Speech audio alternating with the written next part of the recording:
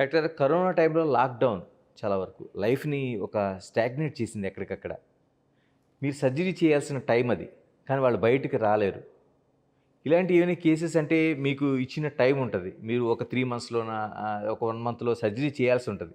కానీ వాళ్ళు బయటికి రాకపోవచ్చు. అలాంటి డెత్స్ జరిగినవి ఉంటాయి. అంటే మీరు నిజంగా సర్జరీ చేసుంటే బ్రతికుండేవాళ్ళు ఆళ్ళు.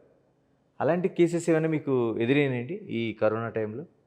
కరోనా తర్వాత suddenly number of patients with big పెద్ద పెద్ద ట్యూమర్ వచ్చింది. బికాజ్ ఫర్ 3 మంత్స్, 6 మంత్స్ హాస్పిటల్‌కి రాలేదు కదా!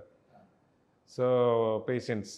సో, ఆ కోసం ఆఫ్టర్ సర్జరీ పెద్ద ట్యూమర్స్ ఇన్సిడెన్స్ కొద్దిగా పెరిగిపోయింది. బట్ ఆ కోసం కరోనా టైంలో మీ సర్జరీ స్టాప్ చేయలేదు. We continued neuro surgery. Surgery continue చేశాను. Whoever came we operated.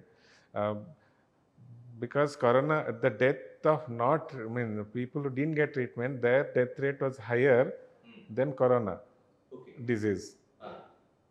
So, ఆ కోసం we continued treatment. Neuro surgery department close చేయలేదు. We are running our department like any other time.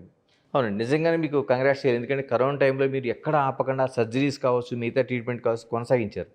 కానీ time to time check చేయించుకోవాల్సిన రాలేకపోయారు.